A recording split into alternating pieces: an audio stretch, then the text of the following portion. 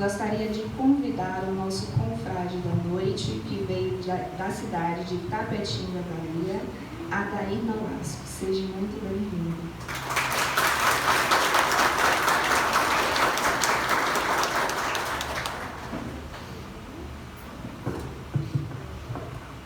Boa noite a todos.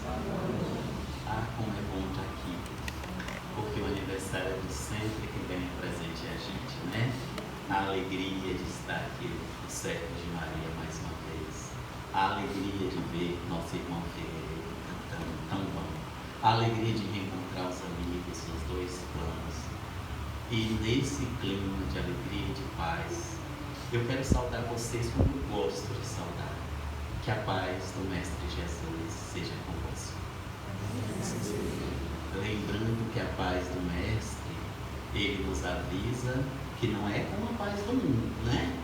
Que a paz do mundo é assim, tá tudo em paz, a gente se sente em paz. As coisas desandam, a gente fica agoniado. E a paz com Jesus, ela é diferenciada. Daí ele nos convida, tem de bom ânimo, eu venci o mundo. Nossa proposta não é vencer no mundo, mas com Jesus é vencer o mundo íntimo, que as coisas não consigam nas dificuldades do dia a dia tirar a nossa paz, essa paz que Jesus nos dá, que não é circunstancial. Daí quando está tudo bem, nós estamos em paz, quando as coisas desandam, nós continuamos em paz, às vezes um pouco mais preocupados, mas nada que tire a nossa paz. Porque o próprio Jesus vai nos pedir isto, né? Não deixe que nada nem ninguém tire a sua paz. E às vezes a gente está entregando a paz, empurrando pela janela. Então é por isso que é isso que eu desejo para vocês. Não só agora, mas quando nós sairmos pelaquela porta, que é onde a vida nos convidar a ir, que a gente possa levar essa paz de Jesus. Então repito, do fundo do meu coração, com toda essa alegria que eu estou sentindo, que a paz do Mestre seja convosco. Eu sou apaixonado pela doutrina espírita. Eu acho que pouca gente gosta tanto da doutrina espírita. Quando eu comecei na doutrina, eu não sei se eu já contei a vocês, mas foi muito interessante. Um dia eu cheguei na casa de uma menina que eu namorava, ela falou assim: olha daí, é rapidinho, só vou aqui me arrumar. E você sabe que mulher para arrumar é rápido, né? Aí eu falei: senta aí. E eu sentei em cima do livro dos Espíritos. Aí eu falei: que livro é esse? É que minha tia, ela morava com a tia, trabalha lá na mansão e eles distribuem esses livros. Então ela traz para esse livro. Se você quiser, você pode dar uma olhada, e se quiser, pode levar para casa. Menino, quase que eu li o livro do Espírito todo enquanto esperava ela se arrumar. Mas o pior é que não deu tempo ler, né? Aí nós saímos e eu só pensava no livro. Quando a gente voltou, deixamos ela em casa, que eu fui para casa, aí eu peguei o livro, amanheceu o dia. No outro dia, conversando com meu irmão, na hora do café, não dormi à noite estudando o livro espírita. Eu falei: eu descobri um livro interessante. Aí ele: por que é interessante? Eu falei: porque quem escreveu fui eu. Tudo que eu penso está lá, olha, presta atenção. Eu não era espírita, não conhecia, não sabia, que já tinha estudado ele no plano espiritual. Eu falei: para quem escreveu aquele livro? Tudo que eu penso está lá. Ele: que livro é? Eu mostrei a ele, ele falou assim: você é doido. De lá para cá, a doutrina sempre tem me dado tanta coisa boa. E aí, quando eu tive mais tarde a oportunidade de ser espírita, conhecendo os livros espíritas, me apaixonando, tinha livros que me assustavam.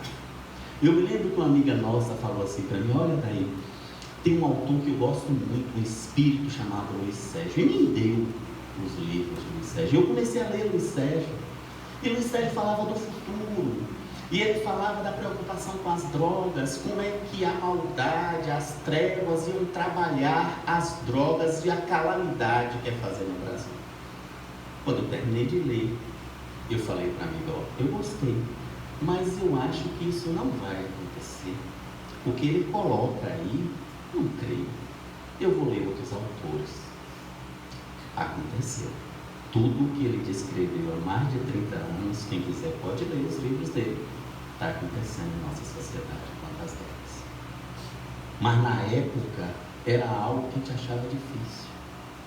Mais tarde, uma vez eu estava lendo um livro de Manuel Filomeno de Miranda, E eu gosto de contar essas histórias porque quando eu li, comecei a estudar o Espiritismo, Kardec tem uma colocação bem interessante, quando ele diz assim, ó, se um momento a doutrina espírita fizer uma colocação e depois a ciência mostrar que está errado, a gente deixa a doutrina e segue a ciência.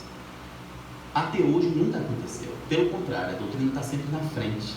E eu fico curioso se a gente tinha essa flexibilidade realmente de mudar. Mas a doutrina está sempre na frente. E aí eu li Manuel Filomeno de Miranda, ele descrevia uma cidade chamada Cidade Perdida, coordenada pelo Marquês de Sade. E ele vai descrevendo as cenas da cidade. E eu, que sou apaixonada pelo espírito Filomeno de Miranda, eu ficava, mas meu Deus, Filomeno de Miranda é isso tudo que ele descrevia. E lá para as tantas ele fala assim, eu sei que muitos de vocês estão achando que é demais, mas esses personagens já reencarnaram desde a década de 60 do século passado. Eles já estão entre vós e vocês vão os ver aí na Terra. Pela última chance que eles estão tendo nesse planeta, nesse momento de degeneração. As cenas. Um ser em cima do trio elétrico, fazendo brincadeiras e chacota com Jesus. Eu vi. Pessoas fazendo movimentos para chutar crucifixos. Eu vi na televisão também. Ou seja, às vezes a gente nem acredita quando a doutrina descreve. E um outro livro de Manuel Filomeno de Miranda, quando ele narra o socorro que estava sendo dado a um médium que se perdeu no seu processo, e é uma história verídica, apesar de que ele adapta os nomes, ele narra que um livro que nós todos conhecemos de André Luiz, chamado Libertação. Nesse livro, André Luiz desce com a equipe para socorrer o líder das trevas, que era o Gregório. E o Gregório é socorrido pela equipe, ou seja, as trevas ficou sem líder. Nesse livro de Filomeno de Miranda, ele narra quem era o novo líder, como foi feita a escolha e o que esse líder tinha determinado para acontecer na Terra, para atrasar o progresso da Terra. E esse líder bota as 4 verdades, fazendo um paralelo com o budismo. Mas as 4 nobres verdades das trevas se baseia basicamente no individualismo. E Manuel Filomeno de Miranda fala, vocês vão ver a onda de individualismo que vai sacudir a Terra. E eu pensava, mas como? E continua. Vocês vão ver que eles vão trabalhar para acabar com as instituições, família, religião. E eu pensava, será possível? Não precisa falar para vocês o que está acontecendo. Então nós estamos vivendo um momento como nunca na história da humanidade, onde as pessoas estão primando pelo individualismo. Dentro de uma mesma família, as pessoas se isolam. É o meu quarto, o meu televisor. Quando nós temos a oportunidade maravilhosa, através das mídias sociais, de poder conversar com quem a gente quiser, seja quem está em Poções, seja quem está nos Estados Unidos. Além de tudo, ele ainda canta bonito, né? Deus dá tanto que a gente não tem nem ideia, e dá para uma criatura linda dessa. E aí, o que acontece? Nós nunca vimos tanto individualismo. Às vezes uma pessoa está dentro da casa na sua dor e não tem a liberdade de compartilhar com o outro. Às vezes a pessoa está dentro do centro espírita e não fica à vontade para falar sobre as coisas que lhe afligem. O individualismo chegou a um ponto assustador. E claro que tudo isso causa consequências. Esse momento que nós estamos vivendo, desse momento de transição, é um momento fantástico para quem está encarnado e para quem está desencarnado. Do lado de lá está tendo um saneamento das zonas purgatoriais. do lado de cá nós estamos tendo movimentações em todas as áreas que a gente nunca pensou que fosse dessa forma. Surgem profissões, acabam profissões, muda-se as coisas numa rapidez que a gente não tem ideia. Mas este momento também, por conta dessa influência trevosa, está causando algumas sequelas. E uma das sequelas que a gente vê na sociedade é a famosa depressão. Para nós podermos entender a depressão, nós temos que entender que a depressão ela se caracteriza por 4 coisas. Primeiro, o pensamento negativo. Todas as vezes que você observar que seus pensamentos estão negativos, você está um pouco, ou mais um pouco ainda, entrando em depressão. Esta é a porta da depressão, o pensamento negativo. Então, quando a gente vai fazer uma análise com o médico, as 4 características que ele olha, a primeira é como estão seus pensamentos. Se você estiver com pensamentos pessimistas, derrotistas, negativos, é um caminho da depressão. O outro atinge o ânimo, a pessoa fica triste. Ontem uma pessoa me mandava pelo WhatsApp, daí eu só queria ser normal. Eu queria acordar de manhã e não ter essa tristeza. A tristeza, a depender do nível, também ajuda no diagnóstico da depressão. Além disso, tem também a questão física. A pessoa sente um desânimo. E esse desânimo, a pessoa fica irritada, agressiva. É o terceiro item. E o quarto, que também é na parte física, atinge o desequilíbrio das áreas básicas do ser humano, seja a alimentação, ou come demais ou come de menos, seja o sono, ou dorme demais ou dorme de menos, seja a sexualidade, ou a pessoa pratica demais ou pratica de menos. E quando nós estamos falando aqui, todo mundo que já leu os livros de Manuel Filomeno de Miranda sabe que eu estou falando de depressão, mas estou falando de obsessão. Todo depressivo tem um fator obsessivo. Porque ou a obsessão ajuda a pessoa a ir para a depressão, ou quando os obsessores descobrem alguém em depressão, parte para aprofundar o problema, para sugar a energia e se aproveitar desse ser humano que já está numa situação difícil. Quando nós lemos lá nos livros de Manuel Filomeno de Miranda, as características de quem está obsidiado são essas de quem está depressivo. Muda muito. Daí nós não podemos falar em lá tratar depressão sem cuidar da questão desobsessiva. Então o médico vai olhar justamente esses 4 fatores, a depender do nível que esteja, para diagnosticar se nós estamos com depressão ou não. E aí muita gente vai falar, então eu posso estar deprimido? Pode. Ele vai considerar os 4 e vai considerar o nível. E aí a gente pergunta, mas como é que surge realmente essa depressão? Como é que isso existe? A depressão sempre começa com o pensamento negativo. Sempre. Como? Prestem atenção. Todos nós temos pensamentos positivos e às vezes os não tão positivos.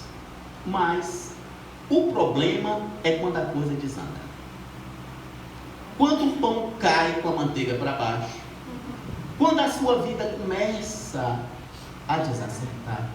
Quando as coisas começam a dar errado. Nesse instante, quando tudo se desfaz, que na verdade nós vivemos em um planeta de provas também, e este é o momento da prova, onde nós vamos ver o quanto de religiosidade nós temos dentro de nós. Se nós já conseguimos parar e pensar, Deus, eu sei, é amor. Ele nunca castigou quem quer que seja em época nenhuma da humanidade. Como diz André Luiz na mensagem, teus pensamentos. O teu pensar, desculpe. Deus nunca castigou ninguém. As religiões que utilizaram isso para meter medo nas pessoas. A religião do século XXI vai se reestruturar. Vai acabar com essa questão de culpa e de medo. Vai começar a religar-nos a Deus, que Deus é amor. Deus não castiga ninguém. E como Deus não nos castiga, tudo que nos acontece é para o nosso aprendizado. Então nós temos que parar e pensar, legal, o que meu paizinho querido, lembrando de Jesus, o eterno amor está me dando essa dificuldade? O que Ele quer que eu aprenda? Porque a pessoa negativista pensa assim: o que eu fiz? Como se Deus estivesse cobrando ou castigando. Isso não existe. Deus nos dá a oportunidade de aprendizado, é diferente. Então é na hora que as coisas se desfazem que nós precisamos parar e observar como está a nossa mente. Na hora da dificuldade, eu me recolho em oração para buscar compreender a situação, ou eu acho por sentimentos de culpa, que a maior parte de nós trazemos na matiz dos nossos espíritos, por educações erradas de religiões de séculos passados, religiões medievais que metiam medo nas pessoas, e aí nós ficamos com medo, com culpa, achamos que vamos ser castigados, desesperamos, aí é a obsessão. Se nós voltarmos o pensamento e mantermos o pensamento positivo na hora da dificuldade, diz a psicologia positiva, ninguém entra em depressão. Mas repito, é no momento da dificuldade, quando a vida nos convida a mostrarmos para nós mesmos, porque Deus sabe, Jesus sabe, a espiritualidade sabe, que suco nós já estamos produzindo. Então, quando nós analisamos a depressão, nós temos que analisar que todos nós somos espíritos. Quando nós reencarnamos, a parte mais importante da nossa encarnação, e nos diz Joana de Anjos que mais de 80% somos nós mesmos que produzimos, porque o espírito é herdeiro dele mesmo. O espírito não é fruto do meio, nós somos espíritos eternos. Nós temos bilhões de anos de existência, trazemos conhecimentos multimilenários, mas trazemos as questões para resolver também. Então o espírito é herdeiro dele mesmo. Então uma das formas de depressão que existe é aquela pessoa que já nasce com a propensão à depressão ou com a depressão instalada no corpo. Por exemplo, tem um tipo de depressão chamado transtorno bipolar. Graças a Deus, 80% das pessoas saram usando lítio. Mas as pessoas que nascem com transtorno bipolar, vamos relembrar das pessoas alcoólatras. Uma pessoa que nasce com o gene do alcoolismo, ela sabe que ela vai ser alcoólatra a vida toda, porque o gene está lá. Mas é uma prova que o espírito escolheu para resistir. Não é castigo de Deus, foi ele que escolheu. Daí, mas o espírito sempre escolhe, sempre. Ou ele escolhe porque ele tem condição de escolher, ou ele não escolhe porque ele não tem condição, mas alguém que o ama escolhe, ou ele está tão perdidinho que aí é por automatismo, mas aí as leis justas de Deus também faz o que é melhor para a gente. Então é sempre a escolha, inclusive nos botar em condição de poder escolher a nossa encarnação. Então é escolha. Então tem gente que nasce com o gene do alcoolismo e sabe que tem a propensão à encarnação toda. E vai ter que viver com isto, como prova ou como expiação, para resistir à tentação.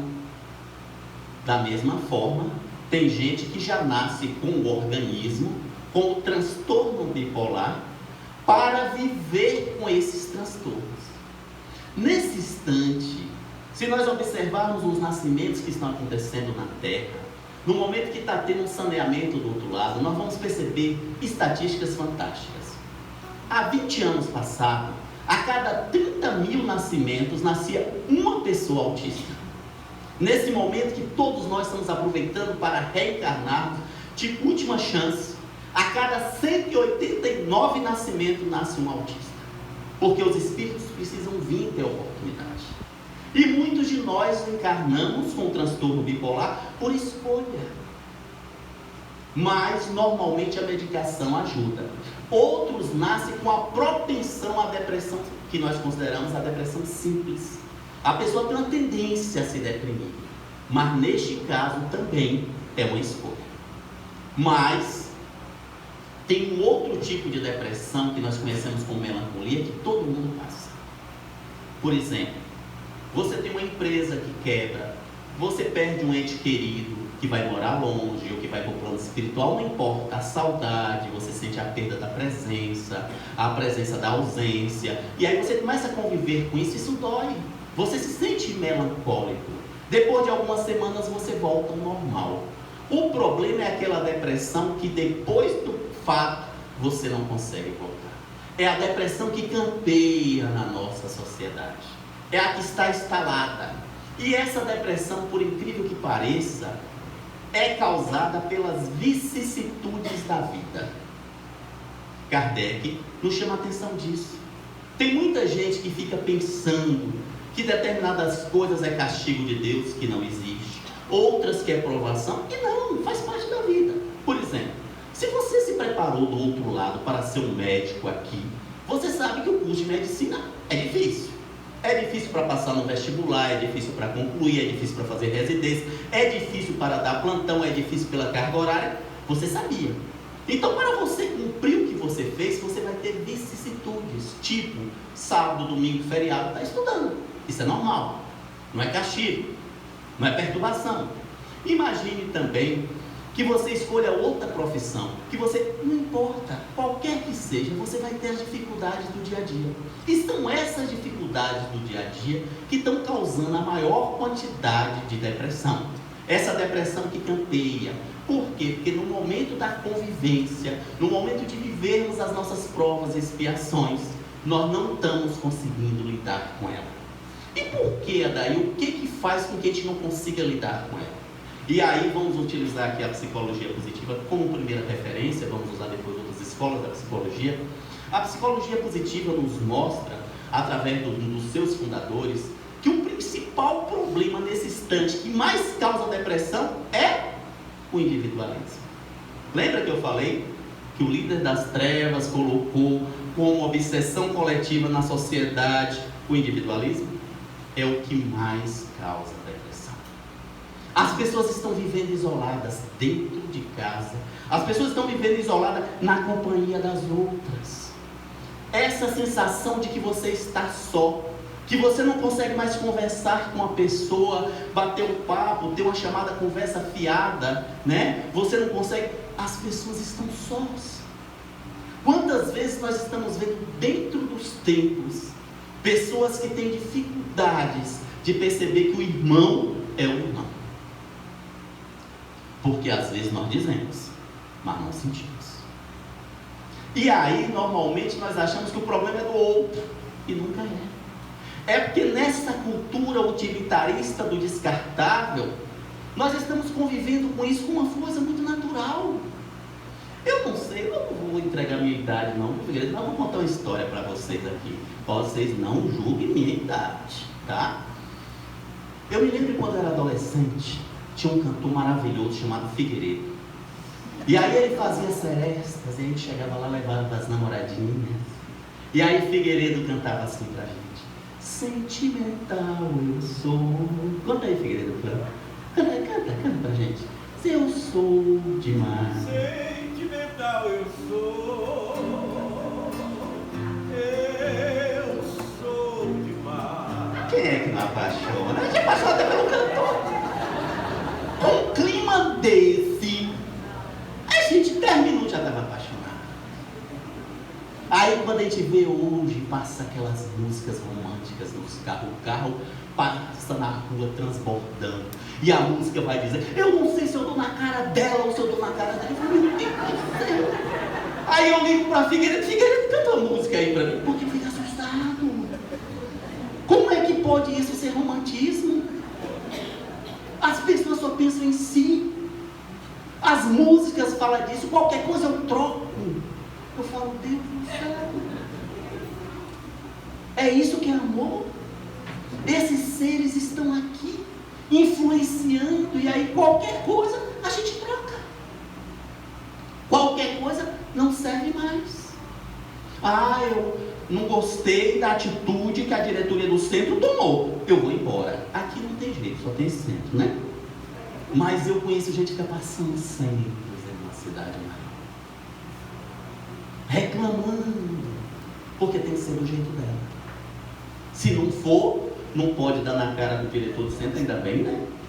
Mas vai embora. E aí nós ficamos observando, hoje é ciência, o principal fator que causa depressão é o individualismo. E a psicologia positiva continua. Vai nos dizer que o segundo fator que mais causa depressão é a quebra da religião e das instituições familiares. Vou repetir. Observe que, vocês sabem o nome do livro das trevas? Não sabem não, então não vou falar. Está lá no livro do Filomeno de Miranda. Observe que tudo que ele botou e Filomeno de Miranda registrou está acontecendo. E agora é ciência. A ciência comprova o que Filomeno de Miranda escreveu há mais de 20 anos. Há mais de 20 anos através de Valdo Pereira Franco. Daí eu recomendo a todos que trabalham com desobsessão, estude Manuel Filomeno de Miranda. Observe a dificuldade das religiões hoje.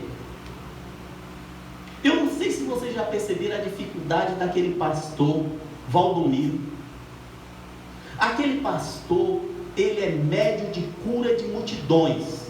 E mesmo sendo evangélico, ele permitiu que fosse feito testes de parapsicólogos brasileiros espíritas com ele que comprovasse que ele era médio de multidões. E ele está sendo caçado. Eu não sei se vocês gostam daquele pastor que fala sobre casamento, Cláudio Duarte, que é uma figura, todo mundo gosta, né? Vocês já viram como aquele homem é caçado? Esses dias ele brigou com uma mulher, saiu no YouTube. As pessoas ficam esperando o cara brigar com a mulher para botar no YouTube. O padre Marcelo Rossi, que começou a mudar a dinâmica das missas, olha a situação que ele está em depressão. O outro, aquele lindo que o povo chama favo de mel, que as meninas chamam de favo de mel, né? Está em depressão. Eles não aguentam. Nós vimos agora recente a história do médium João de Deus, que mesmo não sendo espírita, mas nós espíritas que estudamos mediunidade sabemos que foi um homem que mudou a parapsicologia. Antes João de Deus se acreditava e se tinha nos livros de parapsicologia que o médium de cura não curava a si mesmo. João de Deus meteu a faca mediumizado nele mesmo e operou o coração e mudou as leis da parapsicologia. Operou a coluna dele mesmo. Aí de repente a gente vê nas revistas o charlatão, o enganador. O que ele fez da vida dele pessoal, ele tem que arcar lá com as justiças humanas e divinas. Mas a capacidade paranormal dele é esculhambada nas grandes revistas, na mídia trevosa. E nós ficamos achando que não nos atinge, atinge. Agora mesmo nós estamos vivendo uma situação bem interessante. Todo mundo defendendo a liberdade de expressão. E aqui eu abro aspas de respeito ao tribuno Divaldo Pereira Franco, que enfrentou essa situação na coluna da tarde que ele tem. Para pessoas degeneradas que vieram lá da Cidade Perdida fazerem chacota com a vida sexual de Jesus. E aí é a liberdade de expressão e o respeito às pessoas. O respeito a um país que é o maior país católico do mundo, o segundo maior país protestante do mundo, e é o país espírita do mundo. E as pessoas desrespeitam os ícones religiosos e caçam os religiosos que se expõem. E nós achamos que não tem nada mais, atinge a gente. Feita uma pesquisa pela psicologia positiva, com estudantes de medicina em vários países, justamente para saber, porque eles têm pressão para entrar no curso, tem pressão quando começa o curso, é um dos cursos mais pressionados, e eles tinham descoberto que é nesse início da faculdade, quando o jovem está sob pressão, que ele mais sofre influência negativa e cede. Seja as drogas, seja cometer pequenos delitos, seja o que for, desvio de conduta e de caráter. E aí fizeram em países desenvolvidos e países não desenvolvidos com estudantes de medicina. E aí observando aqueles jovens que sob pressão cedia à pressão e à tentação, e aqueles jovens que não cediam à pressão nem à tentação. Feito o levantamento, descobriu que eles só tinham uma característica que os distinguia. Todos os jovens que resistiu à droga, que resistiu à depressão, Todos os jovens que resistiam aos convites para os pequenos delitos ou desvio de conduta e de caráter, entre 6 e 9 anos, frequentou a evangelização infantil. Seja na escola dominical, seja no catecismo, seja na evangelização dentro do centro. Se você pegar o seu filho e botar ele na evangelização entre 6 e 9 anos, ele vai ter uma formação de caráter religiosa, que no momento da pressão, ele não cede. Isso é pesquisa. Daí as trevas trabalham tanto contra as religiões.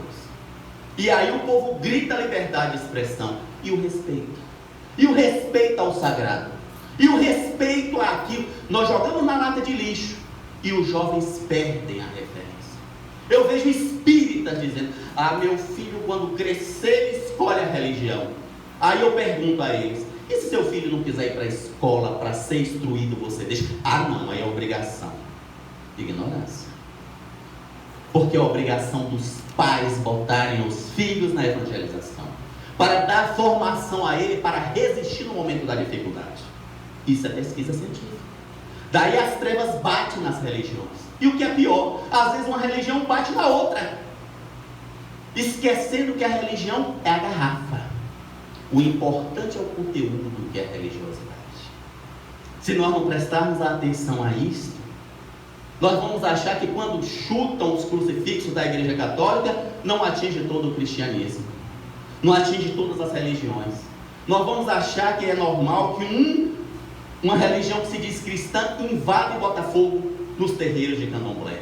Isso não pode acontecer, porque nós somos todos da luz, nós somos todos de Deus, e Deus permite as religiões como orientações para que nós não nos esqueçamos que somos espíritos vivendo uma experiência no corpo físico. Há alguns dias passados teve uma coisa fantástica que eu vivi. Apareceu um missionário de uma determinada igreja, que eu não sei nem o nome dele, e botou um carro de som em Tapetinga dizendo que ia fazer milagres e curar pessoas lá no parque esportivo da Lagoa. E eu vi aquilo, achei interessante. Dia de sábado, terminamos o trabalho. Aí eu olhei assim, estava um pouco, falei assim: o que eu vou fazer agora de noite? Eu vou dar uma estudada, vou fazer. Aí um amigo nosso, espírito, chegou e falou assim: não, você vai se preparar para ir para o trabalho. Aí eu falei: o que há hoje de tão interessante? Ele falou: o atendimento na Lagoa. Eu: o quê? O atendimento na Lagoa. Eu falei: mas lá são os protestantes. Não, meu filho, ele está usando o nome de Jesus. Todos os médios, espíritos que trabalham com cura na região vão estar lá trabalhando na praça. Então se recolha para você dar condição.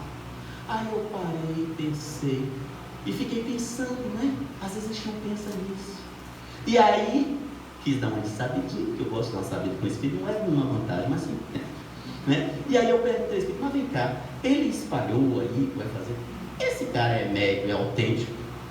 E aí o espírito me deu uma fantástica: meu filho, você teria coragem de botar o carro de som na rua dizendo que vai curar gente em praça pública? Você conhece alguém do seu convívio que faria isso?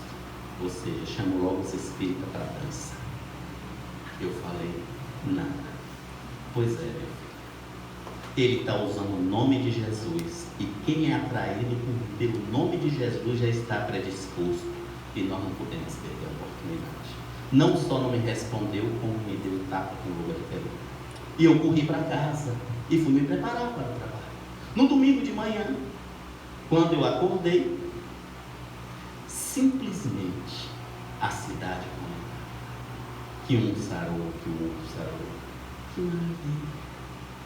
Para aquelas pessoas que não convivem com um plano espiritual como nós, elas precisam do testemunho, elas precisam ver, precisam ser narrado. Nós não precisamos de testemunho, por isso não tem na doutrina espírita. Nós sabemos, nós não cremos, nós temos certeza, mas eles não.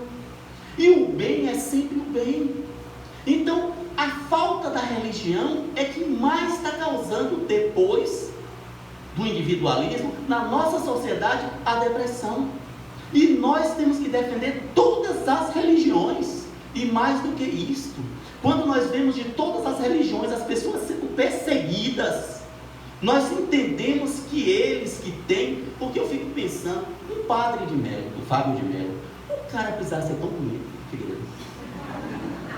Podia ter vindo um pouco feio, rapaz. É demais. O cara é inteligente, o cara fala de psicologia e o cara ainda é lindo. E é padre. É difícil aprender esse. É mais difícil. Fala a verdade, você tinha coragem de entrar numa barca dessa? Ó, Jesus, eu vou ter ser lindão, ser padre, falar de psicologia, falar de Jesus, unir as religiões, que ele faz isso. Ainda canta. Quieta, Figueiredo, senão eu entro em depressão.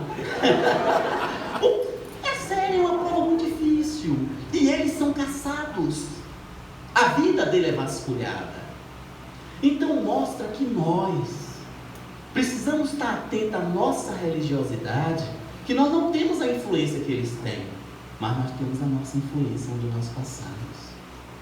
Nós somos aquelas formiguinhas que Filomeno de Miranda, que Bezerra de Menezes convida para servir o Cristo, onde tivermos. Defendemos as religiões. Agora mesmo, da forma que ele fala, o presidente falou que precisava de ter um ministro no Supremo terrivelmente evangélico. Virou gozação. Agora, num país com tanto religioso, nós temos 11 ministros no Supremo, que são eles que legislam, eles que criam as leis, já que o nosso Congresso se omite, todos materialistas.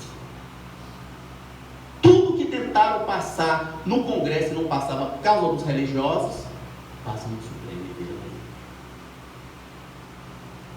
Tirando os exageros do presidente, que ele fazia isso por marketing, é um absurdo nós não termos um religioso no Supremo. Porque se tivesse, não tinha passado as leis de aborto que já tem lá, que nós não concordamos, que o Congresso não votou. São todos de direita e de esquerda, todos materialistas. E nós ficamos vendo tudo isso e não defendemos a religiosidade. Não defendemos as religiões. E a falta delas é o segundo fator que mais leva a gente à depressão. E o terceiro fator, segundo ainda estamos usando as orientações da psicologia positiva. O terceiro fator é justamente porque nós criamos uma coisa para parar de pensar, chamado politicamente correto. Vou explicar para vocês, segundo a psicologia positiva. Até a década de 90, a pessoa que tinha autoestima boa é porque ela estava tendo sucesso naquilo que era importante para ela. Quando ela não tinha um sucesso, ela procurava formas de ter para melhorar a autoestima. E aí criou-se a ideia que se você melhorasse a autoestima da pessoa, a pessoa se dá melhor na vida, que é verdade.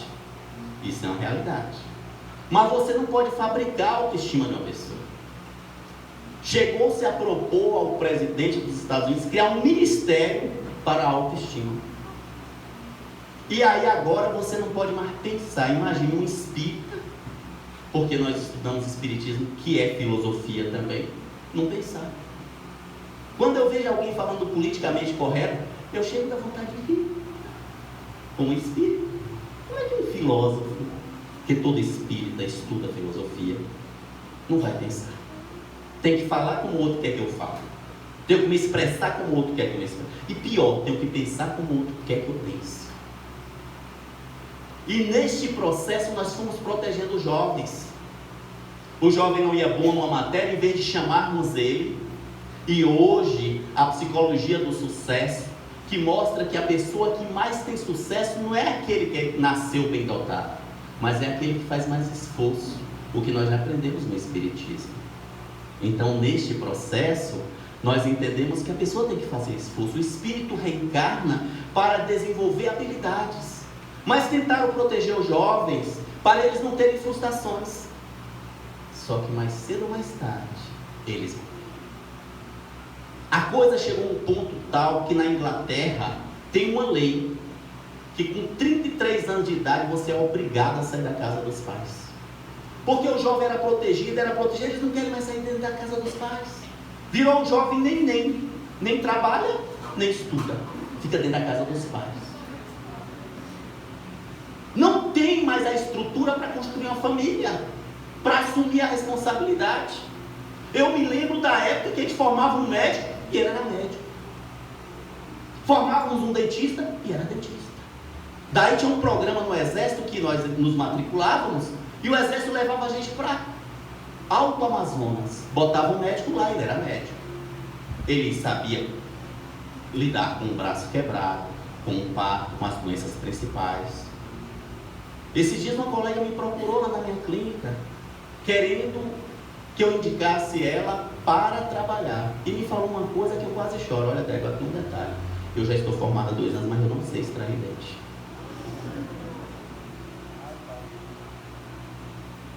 Dessa forma. Porque não pode ter que passar o aluno. Ele não pode viver a frustração, ele tem que não estudar. E a professora que reprova é que é a culpa. Esse é o terceiro fator, que mais cedo ou mais tarde ele vai ter que enfrentar a vida. Chega um momento em que não tem mais como nós protegermos nossos filhos. Véspera de Natal, um delegado estava me contando uma coisa muito triste, que teve que prender uma pessoa em uma determinada cidade e ficou assustado, porque a pessoa tinha 20 anos no banho. Mas era filho de uma professora conceituada na cidade pequena. Toda vez que ele roubava, que ele fazia alguma coisa, o povo corria lá, ela pegava e pagava, dava um jeito. Já tinha dado várias entradas na delegacia, mas ela abafava o caso. Só que por azar, ele foi fazer um assalto, hoje tem câmera em tudo quanto é lugar. A vizinha viu pela câmera, chamou a polícia. Aí foi flagrante, 24 de dezembro. A polícia levou, polícia militar exigiu, é a obrigação dele, porque senão ele passa a responder, que fosse lavrado o flagrante, foi lavrado. Este delegado que me contou foi chamado. Terminou de fazer o flagrante, puxa, tinha não sei quantos processos. Por lei, imediatamente foi decretado 3 preventivas para ele. E a mãe dele chegou desesperada. E aí, o delegado foi saber, 20 anos ele roubando e a mãe pagando e dando jeito. Ele nunca assumiu a responsabilidade. E aí o delegado me contava, eu olhava para aquela mãe, que eu tinha certeza daí, que se ela tivesse ensinado ele a assumir responsabilidade desde o primeiro furto, ele teria ido cumprir uma causa social, pagar uma pena alternativa. Mas agora ele vai passar anos na penitenciária, porque a mãe protegeu demais. Agora a lei pegou. Nós fazemos isso com os jovens. E chega um momento que aquele jovem que não estudou no primário, no ginásio, forma-se. Só que a faculdade não forma ninguém, só informa. Quem se forma é o jovem. Que quando não tem formação de responsabilidade, um dia vai ter que entrar no mercado. E aí vai dar de cara com a vida. O choque. Essa é a terceira causa da depressão. Porque nesse instante nós vamos descobrir que o jovem tem 2 alternativas. Porque ele se sente enganado. E aí normalmente ele parte para a violência. Seja a violência para o mundo, daí a violência explodiu. Segundo os dados da própria psicologia positiva. Ou ele volta com raiva contra ele mesmo. Porque toda a falta de esforço dele, ele agora vê como incompetência. Não tem uma formação espírita para saber que ele é um espírito, que basta ele voltar a esforçar, que dá para ele se refazer. Que inclusive isso é o que a psicologia hoje mostra, que é o mais importante no fator de sucesso de qualquer ser humano, é a persistência. E aí ele volta a raiva contra ele mesmo.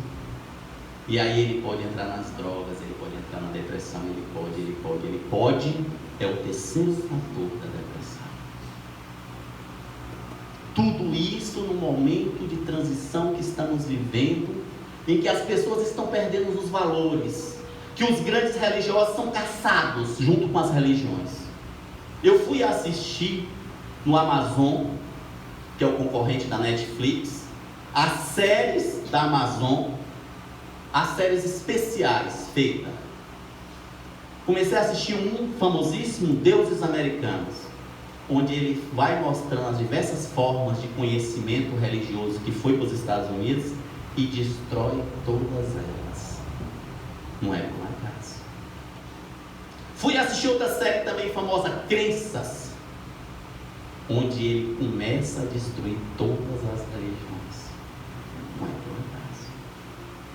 E às vezes nós não temos a forma de ver isso com um olhar crítico. E eu continuei assistindo até que chegou na parte da mediunidade.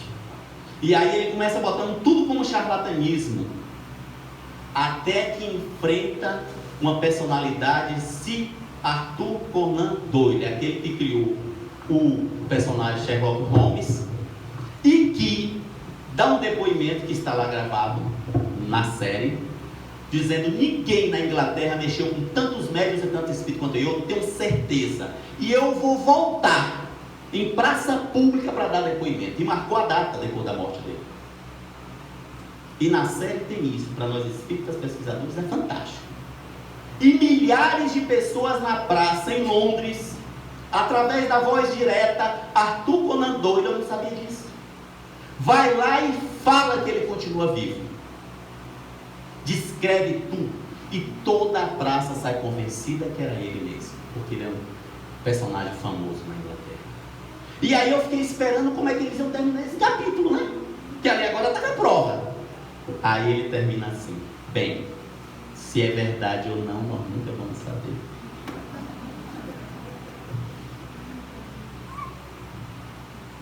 Porque eles adoram isso. Há pouco tempo passado, Edivaldo Pereira Franco denunciou isso. Surgiu um livro bem interessante, que é justamente um livro onde acabava com a Igreja Católica, botando um bocado de mentiras que a Igreja contou ao longo dos anos, desmascarando, e depois acabava com Jesus. Tipo assim, ó, já que vocês vão agora ver a verdade junto de um bocado de mentira que foi contada, agora a gente conta um bocado de mentira, você não vai conseguir distinguir um da outra. Livros projetados nas trevas. Best-seller mundial. E claro que eu não vou falar o nome. E aí nós ficamos observando que esses grandes religiosos estão tendo muita dificuldade. Olha a perseguição que Divaldo Franco sofre hoje, por defender os princípios da doutrina. Então nós precisamos estar atentos a isso. Sermos os religiosos formiguinhas que fazemos a diferença, preservamos a religião, chamamos os nossos jovens para fazer o esforço para se desenvolver como espírito, trazendo para a realidade, para que a vida não dê um choque de realidade e eles entrem em depressão. Quando nós já compreendemos nesse instante as 4 características da depressão, já vimos os tipos de depressão, já vimos o que causa a depressão hoje, nós precisamos aprender a proteger-nos da depressão. E como profissional de saúde, eu sei que qualquer doença, o ideal é você se prevenir. Daí, como é que se previne para não ter depressão? Muito simples. Primeiro, você tem que aprender na sua vida a orar. A oração está provada. Depois que estamos estudando o cérebro com as imagens, que é o que mais transforma o cérebro. Aí pode ser oração ou meditação, porque a área cerebral é a mesma que é acionada. Com 20 minutos de oração ou de meditação, você produz mais endorfinas do que se você tomar um antidepressivo. Você, com 40 dias orando 20 minutos, você transforma o seu cérebro. Então, primeiro precisamos orar e orar com qualidade. Mas nós espíritas sabemos o que é uma oração com eficiência e com eficácia. Precisamos orar. Principalmente nós religiosos. Hoje nós encontramos academias espalhadas pela cidade. No futuro nós vamos ter espaços de meditação e de oração pela importância para a saúde e o bem-estar dos neurônios. Então, primeiro orar. Segundo, aprender nessas orações e fazer a visualização dos seus objetivos de vida. O que eu estou fazendo aqui? Porque Victor Frankl nos diz que quem tem por que viver não importa como. Vou repetir. Se você tem por que viver, não importa como. Você vive de qualquer jeito. E ele aprendeu isso no campo de concentração nazista. O psiquiatra Victor Frankl criou a logoterapia. Então precisamos aprender a orar e orar mesmo, com qualidade. ter os nossos objetivos de vida e visualizá-los através da visualização criativa, através de todo o processo que funcione para a gente. E mais do que isso, estar atento ao nosso padrão mental. Como estão os meus pensamentos? Eu penso normalmente de forma positiva. Eu penso no bem, no belo, no maravilhoso. Quando eu vou assistir a televisão, eu seleciono os alimentos que vão entrar na minha vida mental, ou eu assisto qualquer coisa. Então eu começo a selecionar e criar um padrão mental. Não é tudo que chega no WhatsApp para mim que eu vou mandar para os outros. Porque quando eu mando, eu me identifico com o que eu estou mandando. Quem estuda lá no livro dos médiuns, identificação dos espíritos, pode identificar qualquer um pelo WhatsApp. Porque o que você manda diz o que você é. E vou dar uma dica para vocês. Observem as fotos do WhatsApp. Não precisa ser médio não, viu pessoal? Mas quando a gente olha as fotos do WhatsApp, as intenções, os níveis e os padrões mentais estão expostos. Aliás, eu vou até aproveitar que tem muita gente que tem um WhatsApp, dá uma olhada nas fotos de vocês hoje à noite. O WhatsApp, o que você fala, como você fala, isso determina você. O que você lê. Então, quando a gente fala, mas espera aí, mas é um padrão mental? Mas isso não é reforma íntima que a gente aprende no Espiritismo? É. Daí Manuel Filomeno de Miranda disse que quando o pensamento negativo começa a entrar na nossa mente, cuidado, você está sendo influenciado. Se ele persistir, entre em prece imediatamente, ou seja, eleve seu padrão mental e saia da sintonia. Mas como Chico Xavier diz que tentação é aquilo que nós corremos dela, doido que ela nos alcance, às vezes a gente esquece disso. E ficamos alimentando aqueles pensamentos negativos. Então nós espíritas sabemos que a coisa mais importante para o desenvolvimento do espírito é o padrão mental do espírito. E a psicologia hoje comprova: quer evitar depressão? Tem um bom padrão mental. E fique atento no momento em que tudo se desfaz. Entre em prece. Aprenda a ser positivo. Você não tem nada para falar de bom para alguém, se abstenha, entre em oração. E o Espírito Miramês vai nos dizer que quando nós tivermos vontade de falar uma coisa negativa, nós devemos entrar em prece e segurar essa energia na boca. E que depois a gente vá assim num canto onde tem uma planta, alguma coisa, e joguemos a nossa energia negativa para o terreno. Porque senão essa energia nos envenena. E podemos jogar para o terreno e para as plantas, porque diz ele, da mesma forma que os nossos dejetos servem de adubo para os reinos inferiores, essa energia pesada para a gente não vai machucar a planta, vai servir de adubo. Mas se ficarmos, nos envenena. Aí muita gente pergunta, aquela aguinha da paz que a gente aprendeu em nosso lar, depois que a gente bota na boca, o que faz? Cospe no chão, pelo amor de Deus, que se você engolir, você mesmo se mata. Vocês lembram da aguinha da paz? Pois é, joga lá nas plantas que para ela serve. Para a gente não. Então, nós aprendemos na doutrina espírita com reforma íntima, padrão mental positivo. É o maior evitador de depressão. É o maior. Quer prevenir? Observe os seus pensamentos. Fiscalize, eleve, aprende a falar positivo, aprende a pensar positivo, aprende a estimular as pessoas. Não tem nada de bom? Se acalme, entre em prece. Quer falar uma coisa que não deve? Peça perdão a Deus. Mas daí, o que a pessoa me falou? Pois é, Emmanuel diz que quando alguém nos ofende, nós temos que pedir perdão a Deus. Por nós dois. Ele que ainda precisa ofender e nós que ainda precisamos da ofensa. Imagine, se no momento em que nós somos ofendidos, nós temos que pedir perdão a Deus, imagine quando a gente é ofensor. Então, quando nós vamos descobrindo isso, a doutrina espírita já é uma profilaxia, desde quando estejamos fazendo a nossa reforma íntima, cuidando do nosso padrão mental. Mas se eu sou espírita dentro da casa, lá fora eu posso tudo, aí complicou. Se eu sou médium no dia da mediúnica e não sou médium na feira fazendo feira, complica. Se eu espero que no dia da mediúnica eu não faça isso, não faça aquilo, padrão mental não se improvisa. O espírita sabe que ele tem que ser educado, mas não basta ser educado como a sociedade nos educa. Nós temos que nos educar no amparo e tendo como base a caridade. Esta é a forma que qualquer médium consegue ter o amparo e a orientação dos benfeitores. Se educar, tendo como base a caridade. Não vou construir, eu não falo nada. Não tenho o que acrescentar, tchau. E isso a gente vê muito em velório. As pessoas vão para o velório para quê? Claro que é para orar, né? Vamos orar.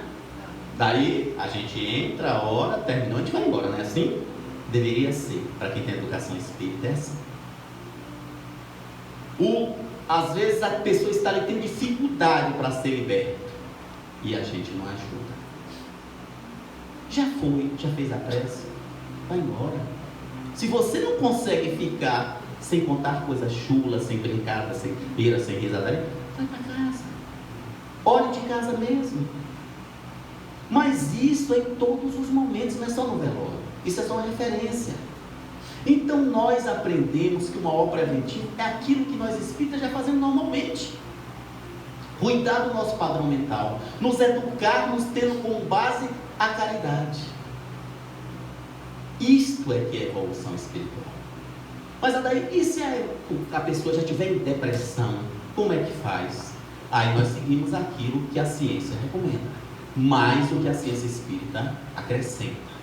Primeiro, a pessoa precisa de tratamento médico. Porque um dos grandes problemas é que a pessoa começa o tratamento e abandona os remédios, porque está obsidiado.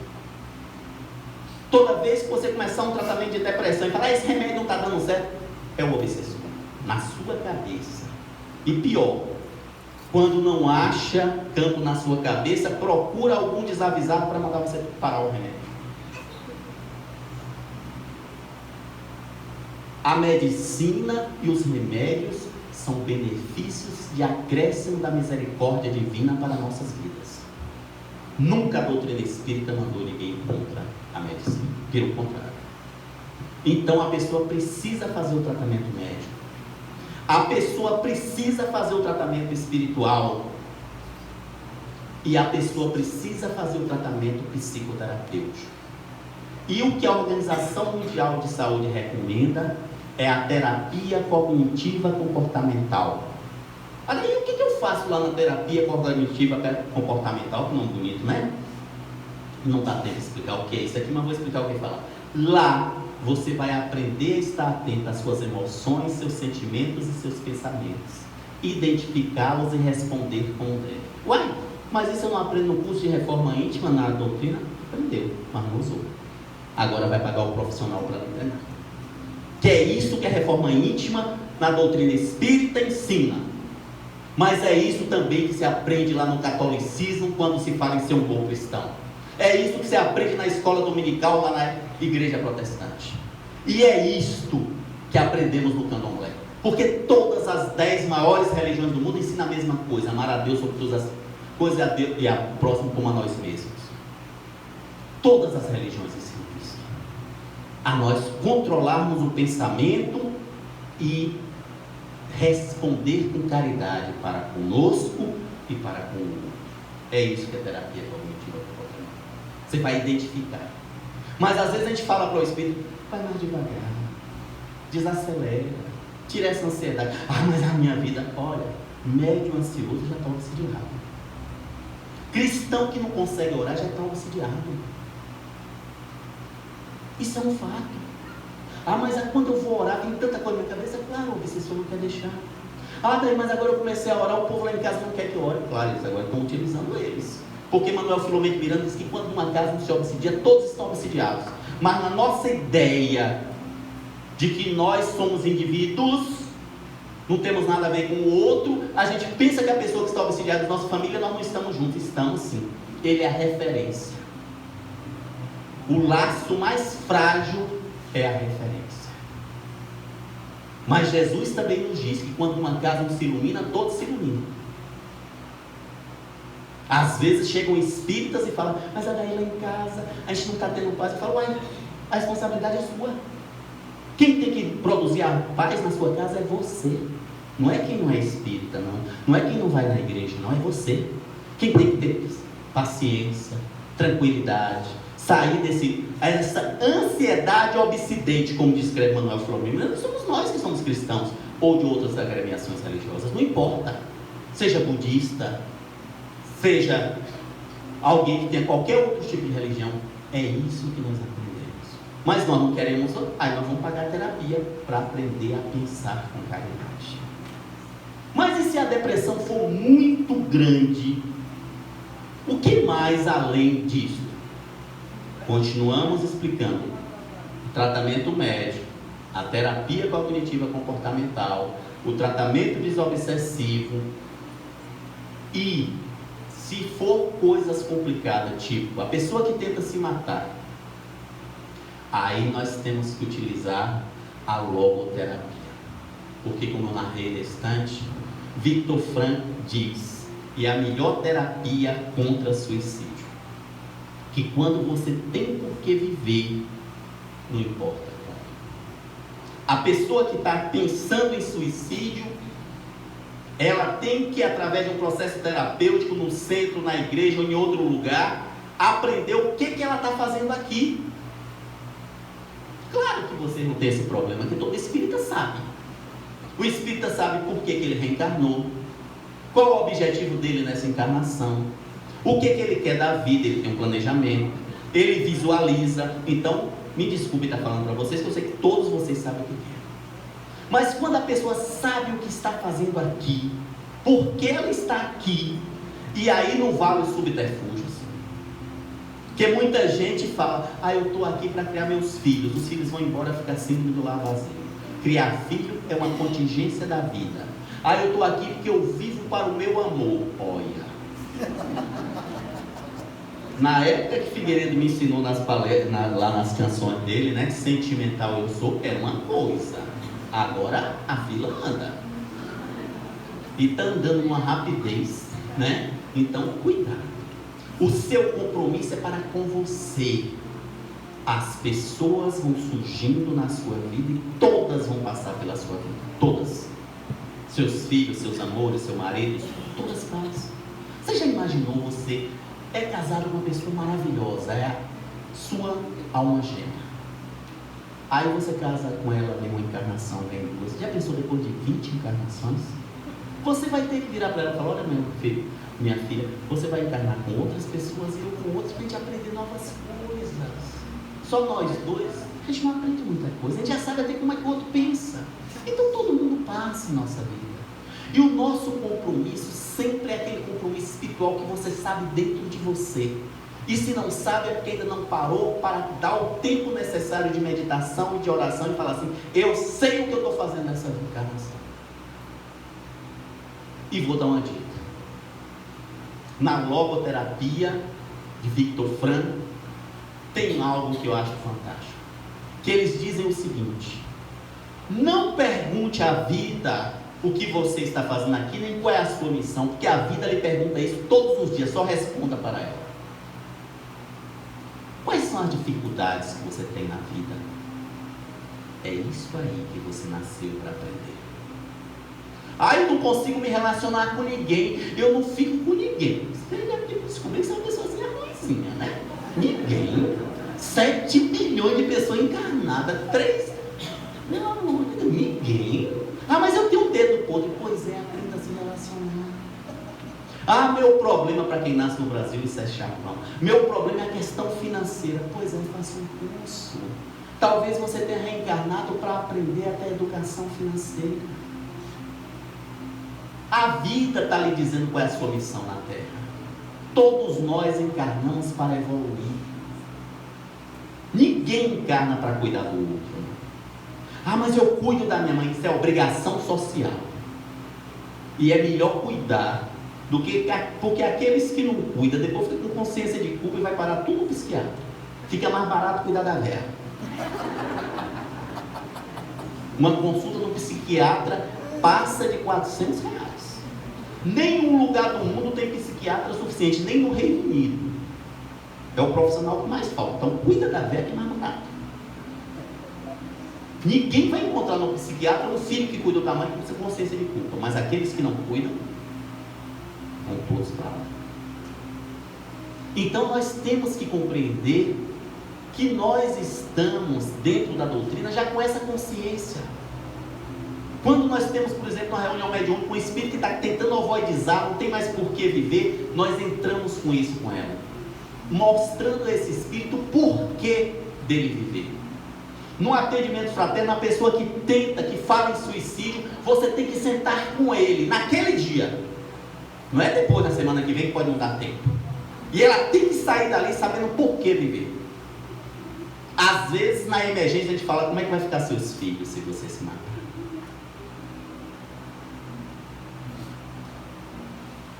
Como é que seu filho vai conviver todos os dias da vida? Não vai ser aniversário, não vai ser épocas felizes que vai lembrar de você, não. Todos os dias ele vai ter em cima dele uma mancha perguntando: por que meu pai fez isso?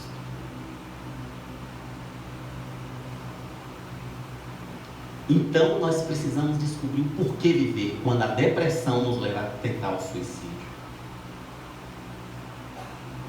Mas daí às vezes a depressão é tão violenta que eu, depois disso, mesmo sabendo o que eu quero, às vezes eu não tenho força para sair dessa depressão severa.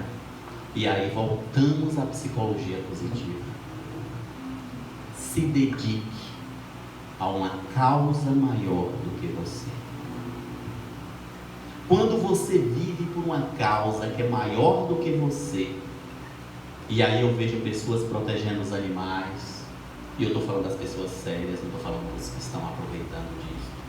Eu vejo as pessoas se dedicando a uma religião. A gente imagina uma irmã Dulce, a gente imagina um Chico Xavier, um Albert Schweitzer, tantas pessoas que têm uma causa maior do que ela. Além dela ter por que viver, ela vai ter a alegria e a disposição no exercício da caridade. E aí alguém deve estar pensando nesse instante: mas peraí, você está falando de depressão ou está falando de doutrina espírita? Eu estou falando do Consolador prometido. Eu estou falando de Jesus. Porque no século XXI não é mais momento da gente pensar em Jesus como chefe de religião, no seu evangelho como algo para decorar. Jesus nos convida para que tenhamos vida em abundância.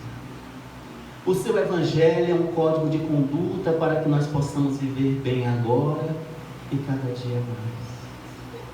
Quando nós nos sentimos protegidos pelo manto de Maria, um espírito doce que pegou da mão do Cristo cuidado com os suicidas, com os políticos, com aqueles espíritos mais duros entre os duros que nós ainda somos. Nós temos que pensar nas bênçãos que caem sobre a nossa vida.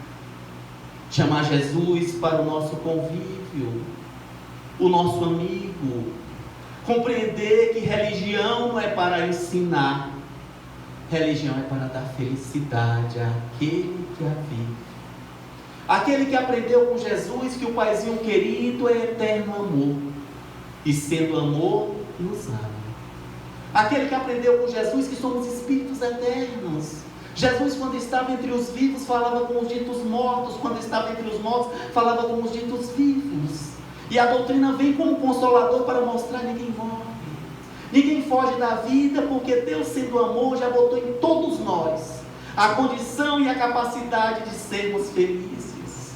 Nós não podemos mais pensar em religião como algo para sofrer, mas a religião tem que ser algo que nos liberta, que nós possamos sentir no dia a dia, principalmente na dificuldade, a presença do amigo Jesus e nos pensarmos: Jesus, como é que eu devo agir? Lembrar do paizinho querido, amor, me diga, meu amor, por que você está me dando esta dor? Podemos nos lembrar dos livros da doutrina espírita, onde o benfeitor Emmanuel vai dizer que a expiação só acontece nos corações endurecidos e nos perguntar: eu ainda preciso delas? Mas muito mais do que isso, podemos nos lembrar do Consolador prometido, que veio à terra com a proposta da caridade.